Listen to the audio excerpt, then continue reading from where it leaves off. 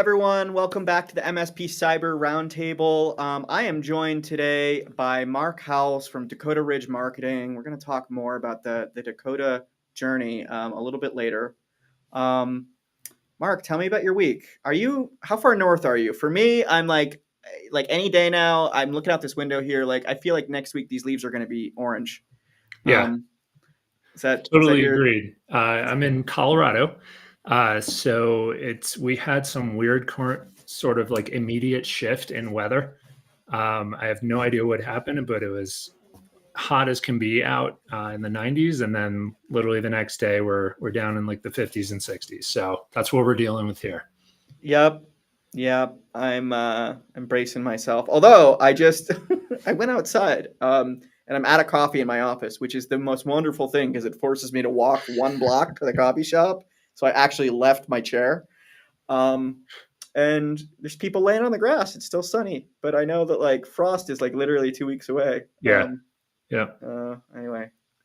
So we're gonna talk about which I like it's a big question mark in my head. I know I've been hearing the word SEO for it seems like 3 decades. hmm Um, and it's been important to pretty much any business owner out on the internet. But the AI has really upended this like the way people look for information, right? yeah, And there's a lot of downstream impacts to that are still unfolding. yeah. Um, so that's today's chat. Before we and I'm so happy that I have a knowledge expert because I just for me it's a giant question mark. I have no idea what's going to happen or how to deal with it. So I'm excited to have the conversation. But Mark, how did you become this expert? Because there's a lot of marketing firms out there that frankly are running the same playbook they've been running for like 15 years. Yeah. So how did you become a bleeding edge practitioner? Like what led you there? Yeah, no, good question. So been doing marketing for, not to date myself, but I think it's like 17 plus years now, something like that. And that was after getting into kind of a sales role and learning sales side of things. But have always loved seeing the high level overview of things from a marketing perspective, because really, if marketing does not move the business needle, then to me, there's no point in it.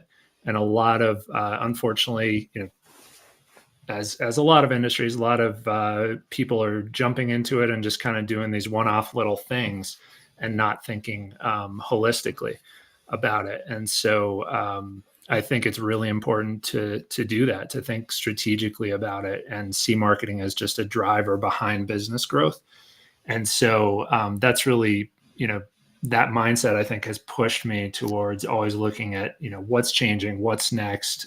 Don't just sit in the same strategy that you're in from the start.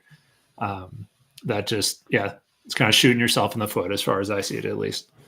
Yeah, I do feel like my phone's finally stopped ringing with Google search consultants. So I'm super happy about that. But yeah, you're right. So I think a lot of our viewers may not realize that if the primary way you're getting business is through referral, that means that you're effective at service delivery, but you don't actually have the ability to generate demand, which means that your growth is always going to be limited. Or to put that another way, if you had more demand, you would be able to grow you'd be capable of growing your business faster.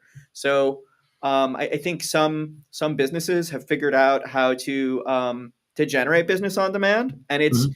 it's a complicated machine that you have to build, or I should say, not complicated, right? It's an important critical machine that requires precision to be able to Yeah. deliver business on demand without efficiently, right? Right. Where you're not just dumping money down an ad hole, which I think some people,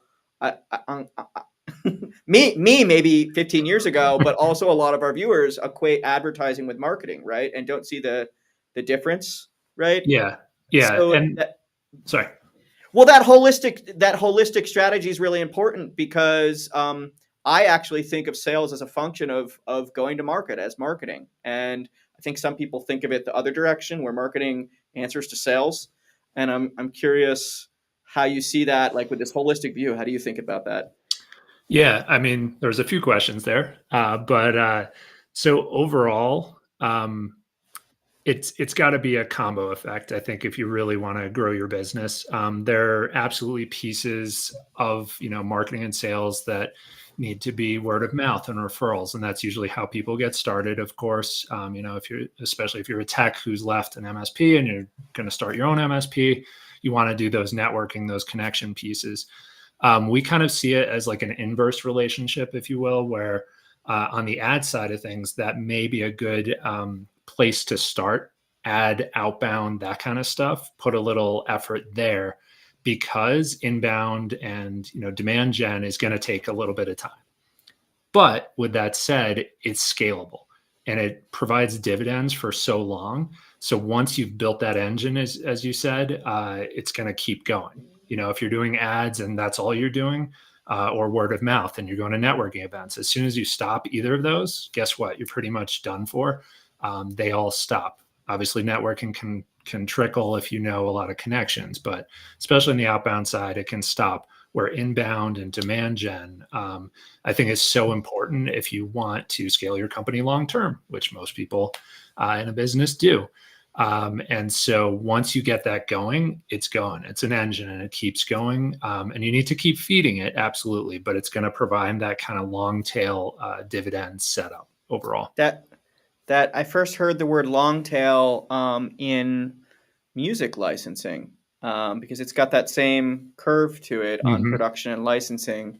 But I know that when I started this software company, the first thing I did, the first thing I did was interview and customer discovery. But that was before I had a website. The first thing I built was not my software. It was a campaign, Hmm. and I just threw market messaging out there to see what would stick. Those campaigns for me are still bringing me leads every week. They've been doing it for like 5 years, um, and it's really I've come to appreciate like that long tail is like it's almost it's I don't even have words for how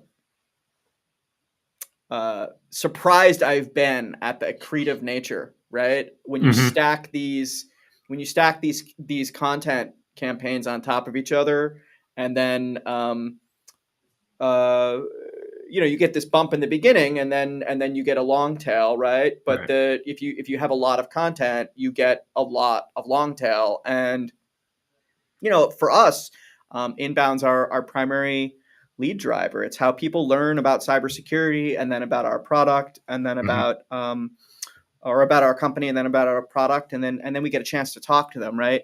And we don't have to go ring on the phone. We Yeah. don't have to spend money on ads, and that's so important. Yep. But this whole world's getting turned upside down, right? Because search is changing, Yep. and I'm a little worried about my long tail right now, actually, because of that. But before we get into the problem space and the solutions there, today's tabletop day, we're going to do a little lecture and talk about using tabletop exercises in incident response. So with that, I'm going to take a few minutes here, and then we'll circle back on. Is there an acronym yet? GSEO. We can Yeah, coin. there isn't yet. It's just SGE as part of SEO. So you should coin it right there. All royalties go to Matt. All right, here we go.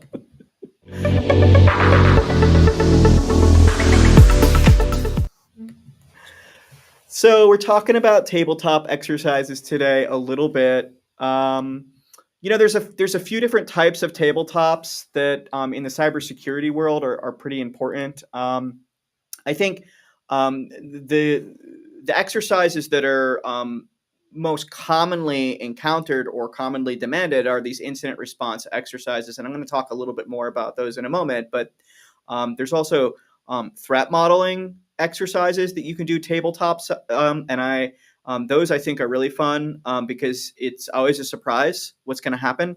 Unfortunately, the incident response stuff, at least from a practitioner point of view, I already know what's going to happen in that room. But the threat modeling sometimes always a surprise. But there's also just business impact type conversations you can have. The whole point of having a tabletop exercise is to find out what's going to happen before it happens, right? So you can, some people call it simulation. I like to think of it as discovery. Um, but you can test out the plans that your company has, or the not plans. If you don't have a plan yet, you can try to create one through discussion and through tabletop, right? You can test out your communication chains. You can test out group decision making. The point is to practice, right? So everyone gets to understand how they're supposed to respond when the real thing happens, but also to find all the problems, right? The disconnects, Joe doesn't actually have Jane's phone number if email's down, right? That's that's a problem. We need to make sure someone goes home with a paper contact list, right? Those are the types of things you surface. Um, so typically we're talking about discussions, right? It's pretty loose, although some people do frame these around games, and I love to see that. I had the opportunity to see a really fun game that was moderated by Matt Lee a few weeks ago, and so you can totally gamify this. There's even playing card games. There's a kit from um, called what is it? Breaches and backdoors and breaches. Yeah, and you can actually playing card your way through as a group, strategically through how are we going to deal with this incident to discover what the cause was. So I think that you can prepare a lot or you can prepare a little. What's important is that people get together and they have that conversation about operations and about business risk before the thing actually happens. But I don't want to leave you with too many too much vagueness here. I will get specific about if you need to go through this. You can pick up a book and you can train yourself on tabletop, or you can pick up one of these kits and you can follow through one of these scenarios.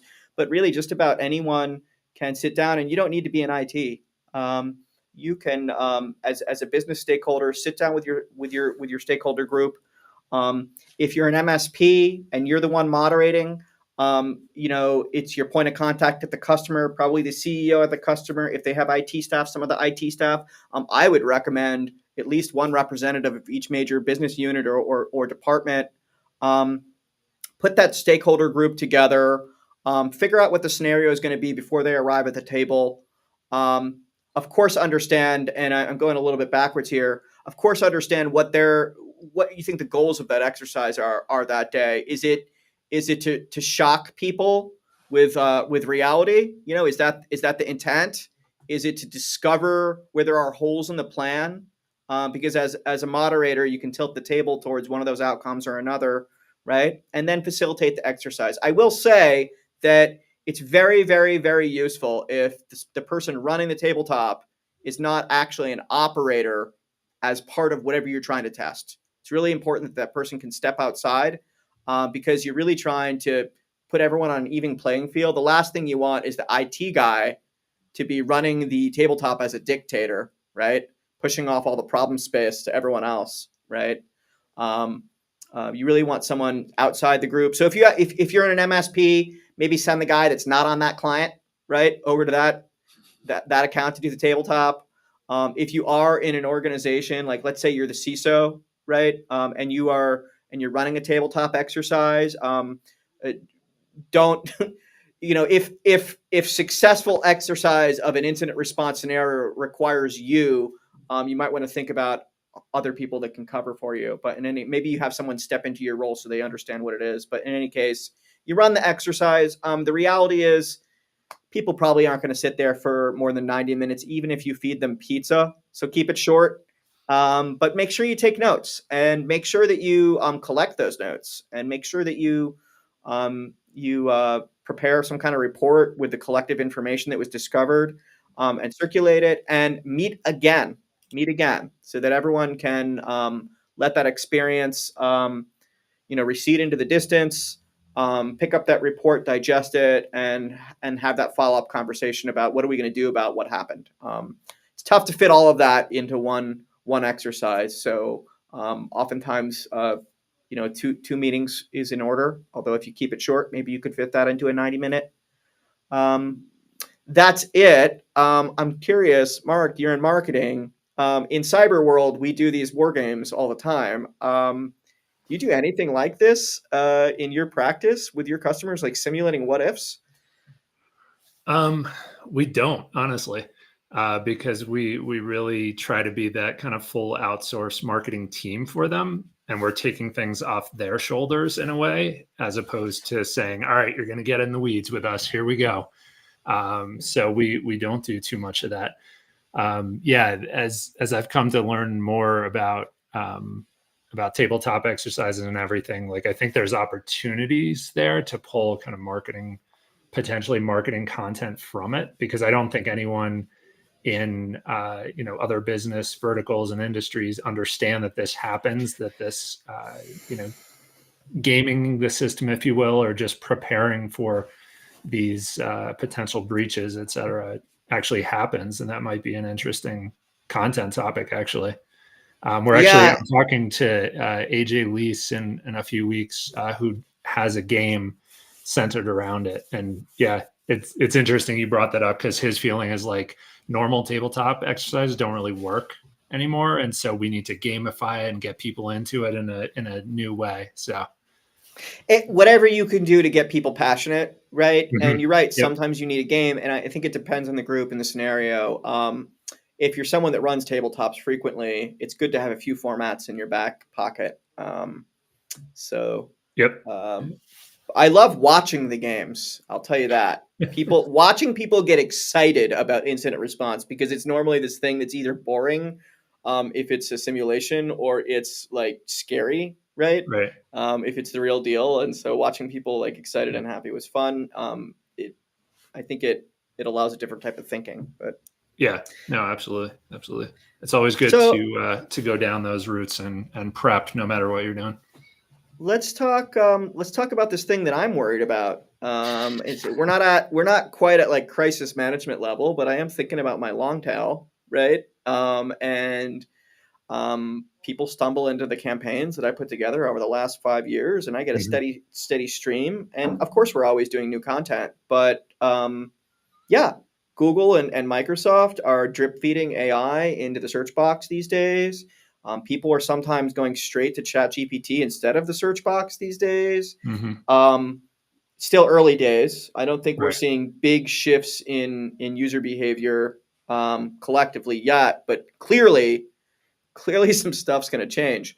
I actually, I mean, I read the tech rags, I watch the demos, I'm aware of all of these technologies, but I actually haven't thought a lot about what is this likely to do to the whole ecosystem of how people find things, and how marketers participate in that economy. Because I think Yeah. um, 20 years ago, marketing was driven by like one way advertising at the awareness level mostly. Mhm. And these days, a strong marketer has to participate in the information economy, right? Right. People are looking for information. If you supply information, you get a little bit of attention in return. Yep. Um, but with AI stepping into the ring, so to speak, what does that mean for us? I Be I, afraid. Be very afraid. No, just kidding. I am afraid. I am afraid because I feel like I'm gonna have to recook our whole marketing Right. strategy. I don't think I mean, it depends on what you're doing, I'll say, as far as the recooking goes. I mean, everything is totally, the coin is flipped as far as what you were talking about with, years ago, advertising. It's just one to one, pushing it out there, and hopefully they see it. That's totally shifted. And I think there's unfortunately not an awareness of the buyer journey these days, especially for B2B, what is occurring, which is now it's 60 to 70% of the journey. Sometimes I hear 50 to 80%, obviously water data, but of the journey is done before ever talking to your company. And that's a huge, huge thing to like think about and focus on when you're thinking about your marketing and your sales and everything like that. What that means is if you want to differentiate, if you want to grow your company, you have to be there as part of that. That's a huge part of that buyer journey. You have to be out there as part of that, through content, through information, everything like that, multi-channel. in order to land, to gain that awareness. And that's been going on for a while, right? That shift has been occurring for years. And now with SGE, it's just kind of changing the game. And for those who don't know, search generative experience, it's basically taking the generative AI that we all now, probably have used through ChatGPT, et cetera, Gemini, what have you, and throwing that into search. And so it's taking those top results, pulling them in and saying, okay, here's the answer. Here's what you're looking for. I'm putting this out there for you. And then if you want some more information, here's some links to those content pieces. So it's totally changing the game, totally changing the SEO game, the content marketing game, everything like that. I've seen a lot of people that are scared, of what this is going to do. A lot of SEO people, a lot of marketers scared, a lot of companies scared. We see it personally as kind of a huge opportunity, especially in the IT space, which we can jump into as we go. But I think it's a huge opportunity, honestly. So most of the audience here, they're some type of technology service provider or IT MSP. Mm-hmm. Some of them are doing no marketing, right? Yep. Some of them are doing physical marketing, which is never going to die, right? Meet space marketing, right? Yep. In-person networking, that kind of thing. That's always going to be important. Some people are paying for ads, right? They're maybe they're part of directories, maybe they're part of like membership organizations. Mm-hmm. We see a lot of just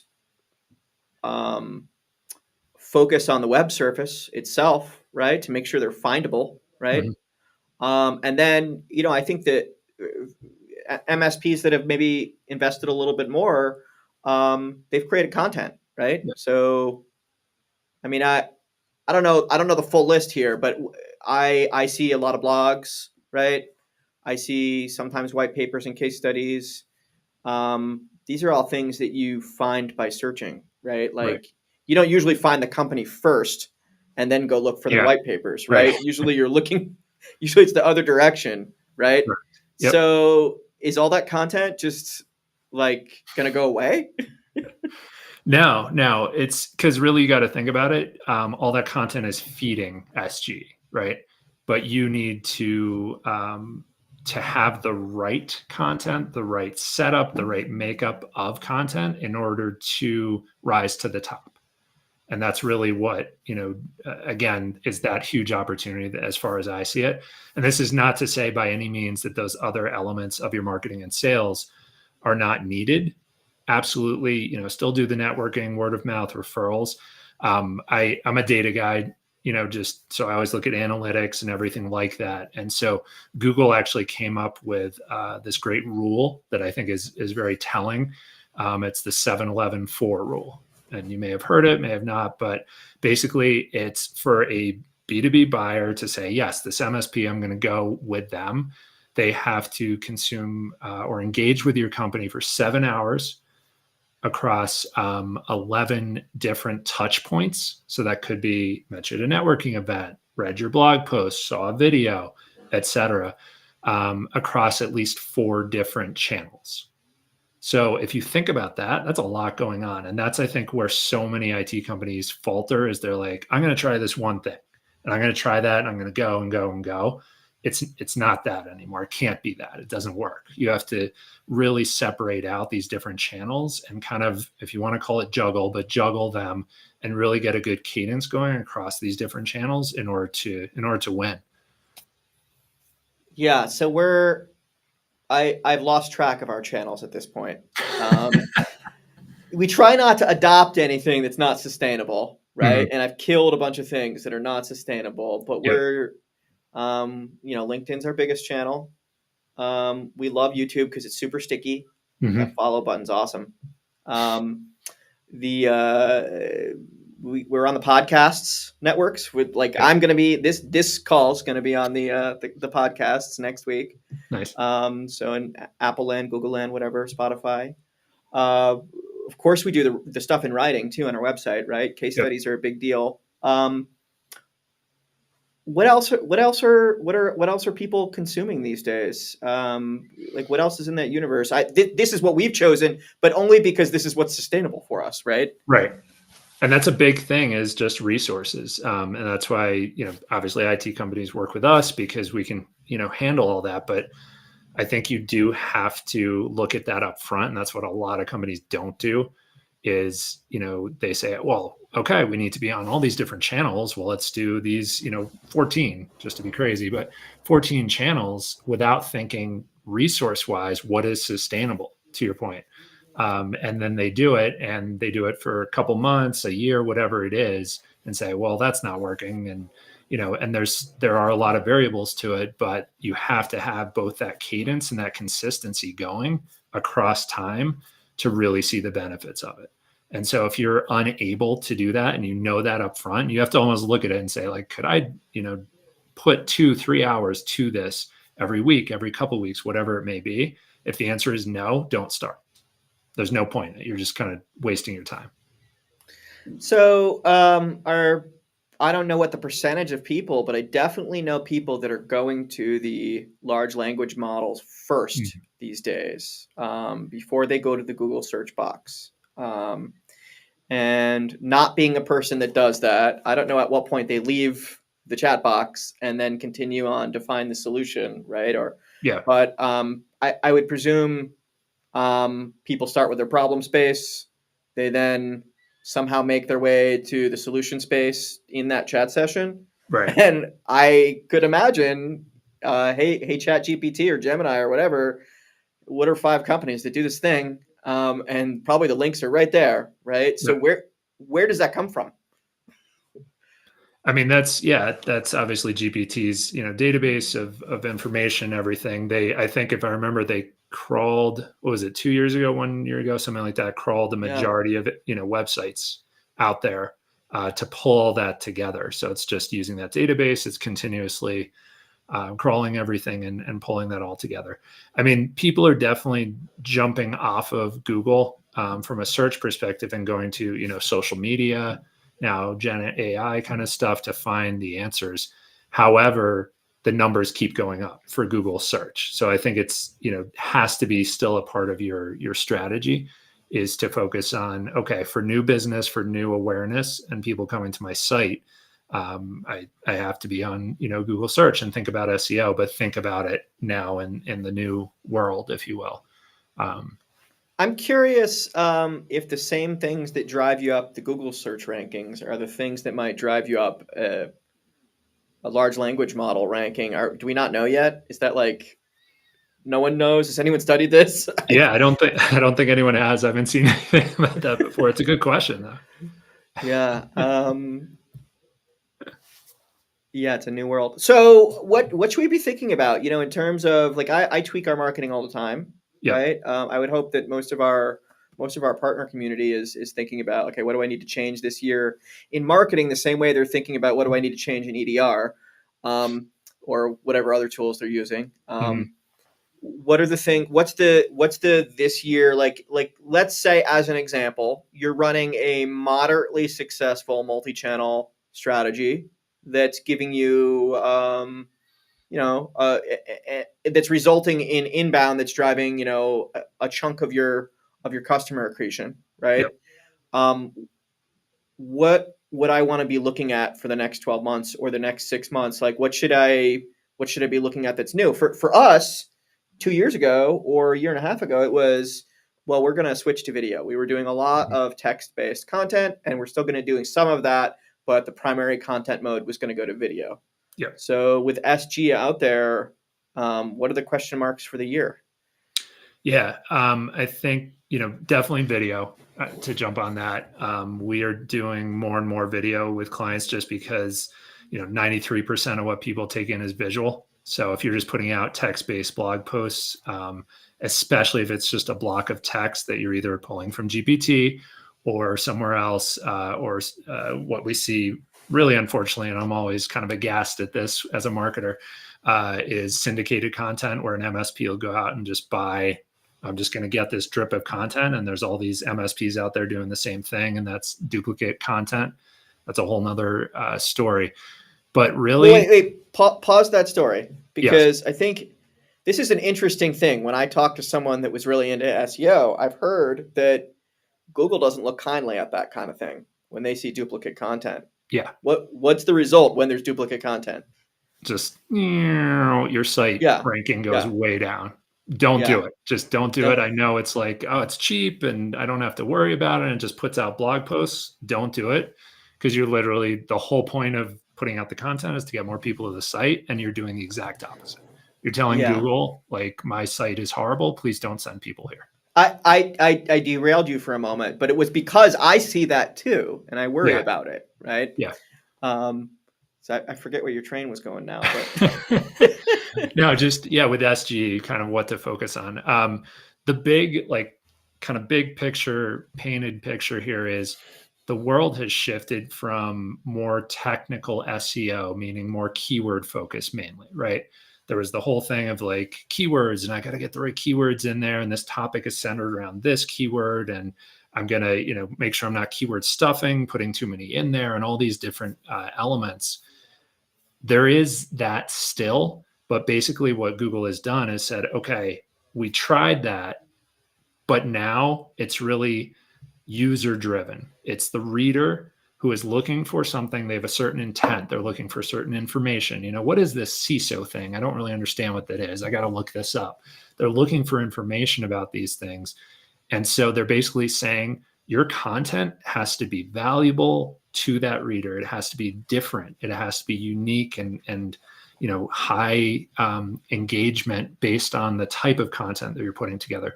All these things, it's more kind of like human driven in a way, which is weird because it's Google's algorithm. But they even have now humans, amazingly enough, in Google who just score content now to say, yes, a human would like this. And so they're shifting everything, even though, and it's kind of ironic when you think about it, because this is AI driven, but they're basically saying we're going to shift all this to be just value based and differentiated. And that's kind of the big shift that is going on. And if I can keep going on this route, but a good way to kind of do that and think about that is Google has something called EAT, which is EEAT. And so that stands for experience. So do I, or the user actually, are they having a good experience when they come to the site? Is it fast? Is it, the content's well laid out and everything like that? The second E is expertise. So as an MSP or, a cyber company, whoever, do you have expertise in this topic? So that's showing through in the content. Authoritativeness is A. So that's, the content, the website via backlinks. There is actually a score they use called domain authority or domain trust, and every site has a score, and it basically shows you, is it a good site? Is it a bad site? It's a good score to look at. And then just trustworthiness. Is it secure? Is it accurate? Are you showing your sources? And that's what they use to really say, is this quality? And they actually, even to go one step further, in 2020, they patented their information gain scoring, which was pretty much, okay, everyone's putting out the same stuff on the internet, right? You're putting out a content piece about, 24/7 SOC. Here's my content piece. Guess what? 30 other people just put out the exact same thing. And so Google said, okay, and they called it skyscraper content, actually. It was just same thing. People are just building on the same thing. So with that whole mind of differentiation with, I think ConnectWise said 90,000 plus MSPs out there in the US now, something crazy like that, have to differentiate. And going this content route of something new, something different is the way to go. And I can get into how to do that, but Well, I've got so many questions because I've become a little bit of a marketing geek Mhm. as I've had to being CEO, but and it's a lot more technical than I think people realize. But Mhm. as you're demonstrating, um, I mean, one of the questions I have is, you create video content, great. People like the video content, they think it's authoritative, but like ultimately, it doesn't live on your website. It lives like in one of the video platforms, unless you stick it on your website. But still, it's probably hosted on a video platform. So what's best practice there? How do you use that content to to correlate with the website. Um, Yeah. I And Google sees that, honestly. They look at everything. I mean, they even have, the ability to take in an image now, because you should be putting images in your content on your site and say, okay, this is about X. Um, we do it on YouTube, because obviously YouTube is the number 2 search engine out there. Put it up on YouTube and then just embed it in the post on your site. And yes, it's living in YouTube, but it's still correlated. I mean, Google even takes in social posts now and says, oh, the social post from Fort Mesa connected up. They kind of look at every piece of the marketing puzzle and all those channels, just because they have to, because that's the way of the world these days. So, it's just really tactically. interesting. Yeah. I hope that is going to improve the quality of Google search too, because I'm going to tell you, it's nice to think that generative search is going to create a better user experience, but what I've seen so far, in terms of impact out of LLMs, is when I want to research a topic that I may be only a little bit knowledgeable of, and I want to become more knowledgeable, Yep. it's actually really hard to find authoritative sources. Mm. Oftentimes the first 10 links I click on are either clearly generated by AI, right? And AI is not an expert in anything. Or written by people that maybe like were just copying someone else's article, right? Hmm. And really didn't, if the original article is really great, that content might be okay, but Yep. it's increasingly hard for me to find um, really authoritative content. So I'm really happy to see those approaches, and I hope people don't get too down about like, oh man, I got to change my website that's been the same Right. for 8 years. Yeah, no, that makes sense. And I mean, that's pretty much the main point of what they did. They did a core update to really push this out in, I think it was March this year, and that was their entire mission, was crap content that is out there. We want that to go down. And they actually said it'll result in, I think, a 40% reduction in bad user content and things exactly like what you're saying, where I'm looking for an answer and it's just stuff, right? I'm not really getting to what I need, that good gold that I want. And that was their entire mission behind this. And I think it is interesting, going back to that point of that they literally have, rooms of humans saying, this is good, this is bad. This is good, this is bad. It's kind of like swipe left, swipe right kind of idea. Yeah. And to try to say, what is actually good, because there's obviously so much content out there and so much stuff out there. What's going to rise to the top? This is where, this to us again is a huge opportunity. Back to that point of most IT companies are either doing no marketing or poor marketing, especially when it comes to kind of inbound content side of things. So this is line in the sand, do you want to step over it or not? And there's a huge opportunity here that if you're creating that right enhanced content, as we call it, that you can rise to the top and get all that traffic. And yes, people are jumping away, but I actually looked it up this morning, searching for like network security.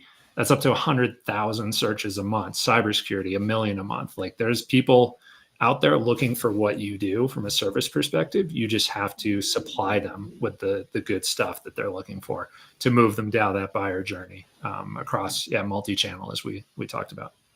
Yeah. So I mean, we do a very tiny sliver of outbound, but Mhm. our journey is inbound. That's the way we operate. We're a software company. It makes a lot of sense Yeah. for software companies to invest in inbound. And so I've studied the funnel, to endless degrees, and people define it. It's 3 stage, it's 5 stage, it's 26 stages with different flavors.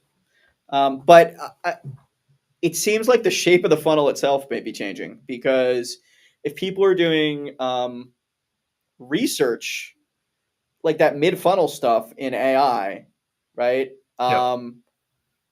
This like natural connection from top of funnel to bottom of funnel seems like it's like broken in the middle. Yeah. And I Yeah, I don't even know what that means yet because I mean, there's people that use those large language models every day, right? But Mhm. even they are not running their whole life around, the chat box. They're still Mhm. using traditional search, right? Right. But presumably these other modes are going to become more capable and more central, and they're going to be positioned more centrally. And Yeah.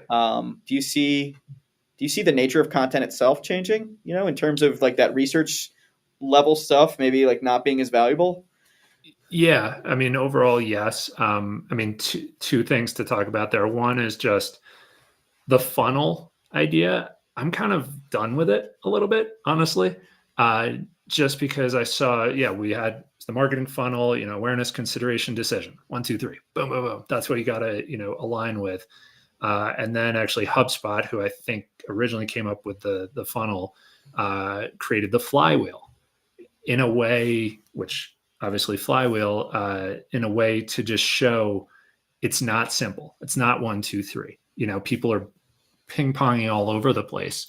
And as more content types, as more channel types, as more marketing avenues come out and different ways of doing it, especially with SG and everything like that, it's such a myriad of touch points that need to occur that I think it's almost a disservice to your company to create this funnel idea, right?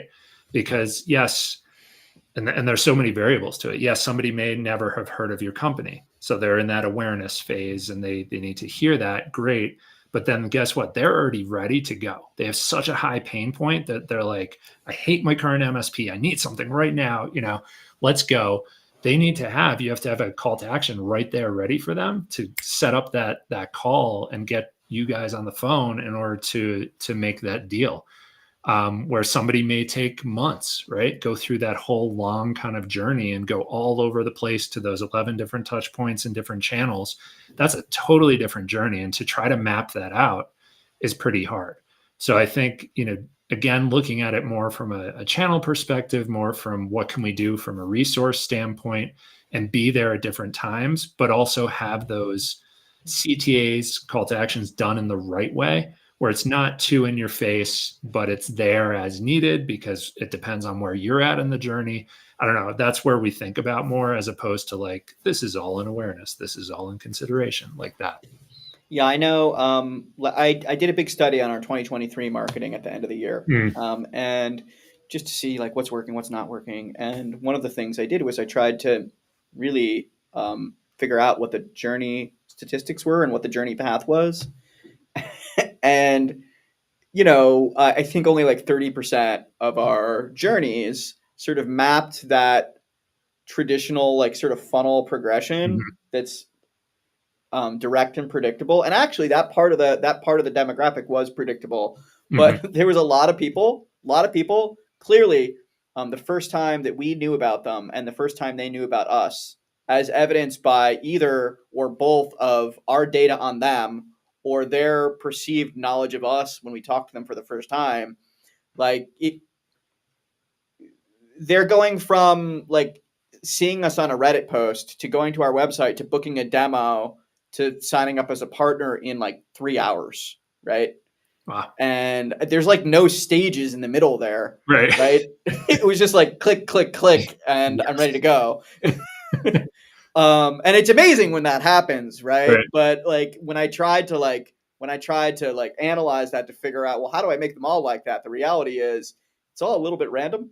Yep. There's a lot of stuff happening in their journey, in their worlds, the pressures that are put on them. Cyber in particular is a difficult thing because it's this thing that's really boring, and most people see it as like a waste of money and boring, until there's a problem, and then it's the most important thing in the world, and Mhm, everything's on fire, and then the fire's out like 2 days later, right? So right. that's the nature of cyber. So because of that, the buyer journey is like really weird, Mhm, right? People are super motivated, then they're not, then they're super motivated, then they're not, and they don't move in a predictable fashion forward. yep. Um, so anyway, that's what I experienced. So I'm happy to see that like it wasn't just my research that was like all broken. Yeah. Um, so we got a little time left here. Mhm, Um, I do want to talk about Dakota, but before we do that, Do you think you have the ability to relate like a couple wins and a couple fails, or one MSP that like really won and what they were doing and what the outcome was, and one that like super bad fail? I don't know like which one you want to do first, but We'll lead in with the win first, I guess.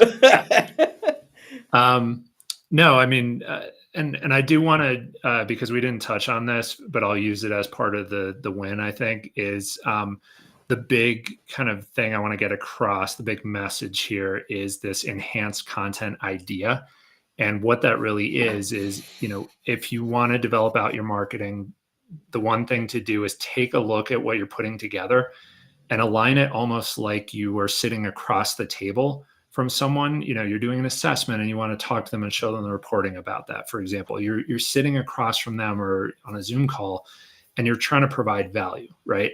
Think of your content like that. Think of how they can best take it in. And specifically we're talking about things like using imagery in your content, using video, as we talked about. Subject matter experts, that's like the big thing we're doing right now, is talking to subject matter experts within our clients and saying, let's pull quotes out, let's pull video content out, because all of that, it's all in your guys' heads. It's unique, amazing, information. And the knowledge gap between what you have and what the prospective clients you're talking to understand is so big, you need to close that up. And a block of text from GPT is not going to do that. And it's what Google is going to say, that's bad. We don't want that. We want this unique, valuable, high engaging content. And so doing infographics and diagrams and videos and quotes and pulling in SME information is the way to go. So I'll get off my soapbox now about that. So big wins. We started working with an MSP client and really just instituted all of that enhanced content side of things.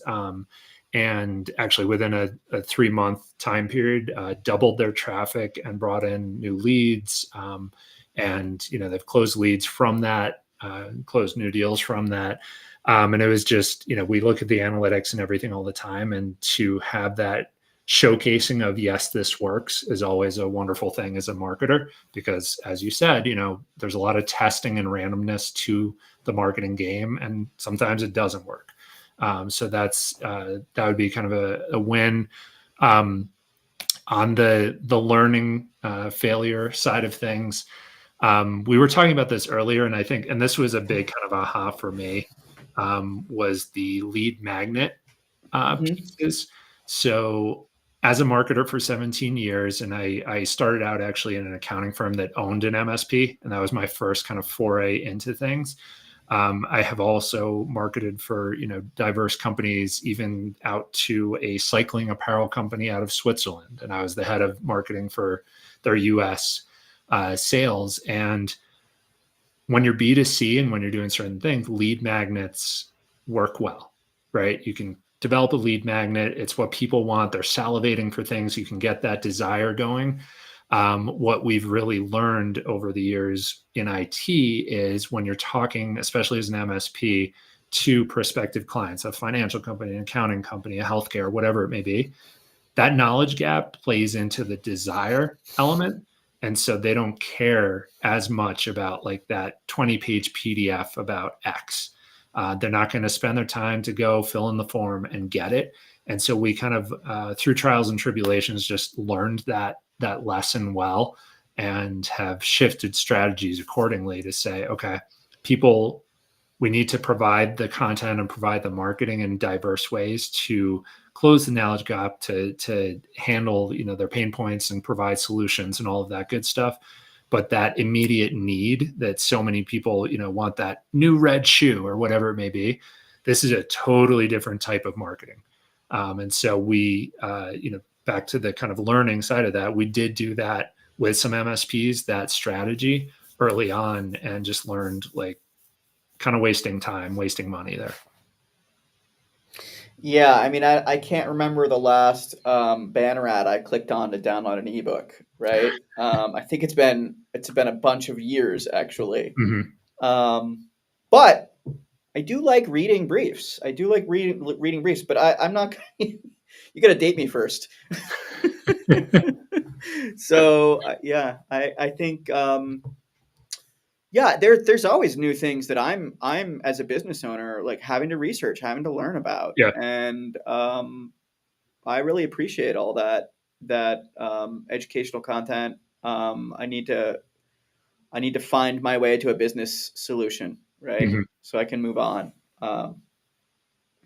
Well, Mark, before we let the hour slip by here, let's Mhm. talk about Dakota. So you told me you've been doing marketing for 20 years, and you told me a little hint about almost 20 years. You told me a little hint of like you got your start in marketing. What came before marketing? Yeah, so I did marketing and, went to school for marketing and all of that, Okay, and then in 2001, it was not obviously digital marketing as it is today, and, marketing there was a lot of sales jobs that they said were marketing and, just couldn't find a job and went into one of those wonderful pyramid schemes and sold some business phone services, and that was actually good from a sales perspective and understanding that. And then got into financial software training of all things. So that was for a while and traveled around, and then was like, I am getting back into marketing. That's found my your way love. back home, huh? Yep, yep, my love, and I need to do so. So. So then you landed in Dakota at some point, Mhm. um, which was what was the dream? What is the dream?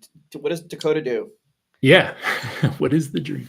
Um, it started as a strategy only company just because I was an enterprise consultant and saw them focusing on strategy and saw that small and medium businesses didn't really do that. A lot of businesses, unfortunately, do that throw against the wall and see what sticks method of marketing.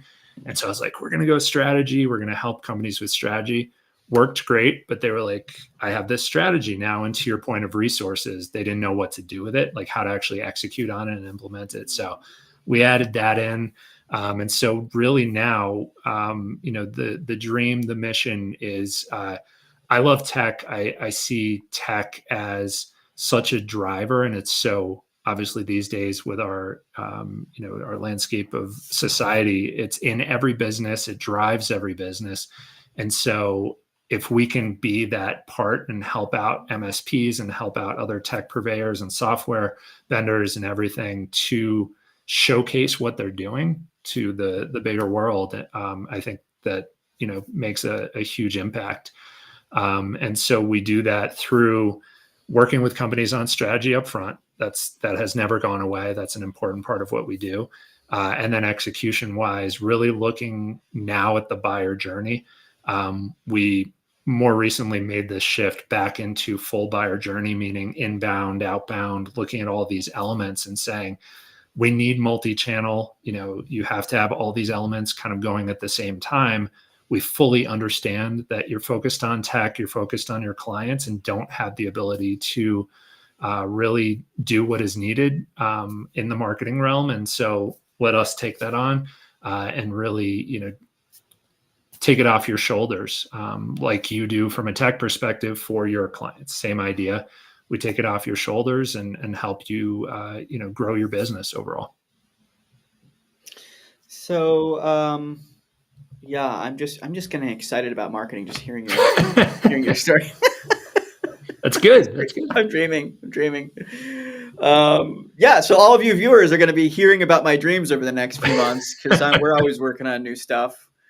Mark, leave us with some takeaways here. I think we talked a little bit about things are changing. I mean, things are always changing, right? But Yep.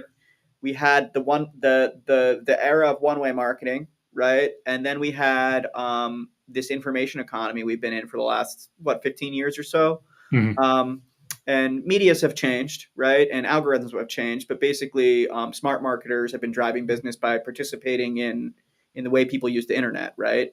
And that's changing right now. Mhm. Search generative experience is a whole new channel, right? And it might be the primary channel soon. So, um, give us a takeaway. Yeah. Don't be afraid. It's one of those things. Don't ostrich it and put your head in the sand. it's such a huge opportunity when you think about it, because there's this huge market of people searching. AI is here. We're not going to, stop that train.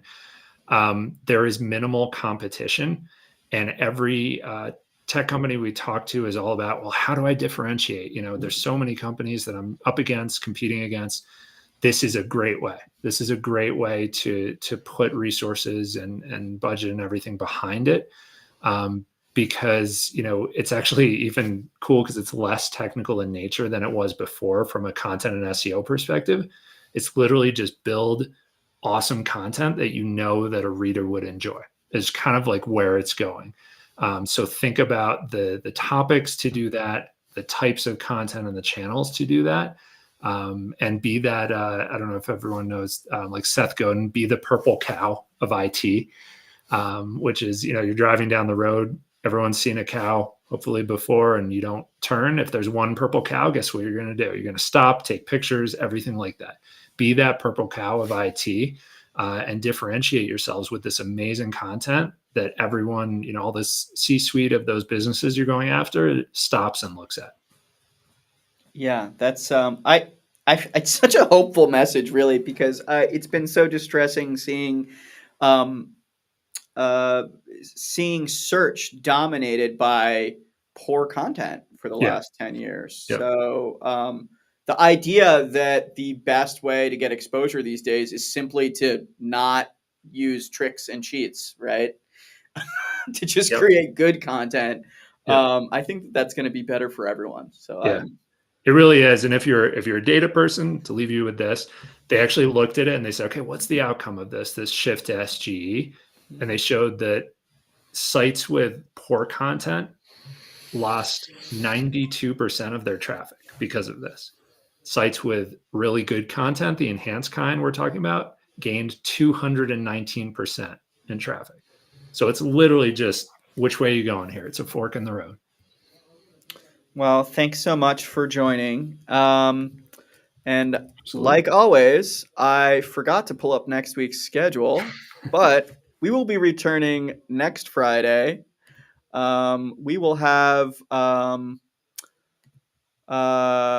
this is a fun one. So we're actually going to have one of our most successful partners, Alberto Ramos Izquierdo from Risk in Puerto Rico, is going to come talk to us about how SpaceX's Starlink is disrupting BCDR planning. They're on an island down there, and believe it or not, like the idea that everyone can have a dish on their roof that connects them to the outside world is literally upending IT. So until then, subscribe, check us out on YouTube.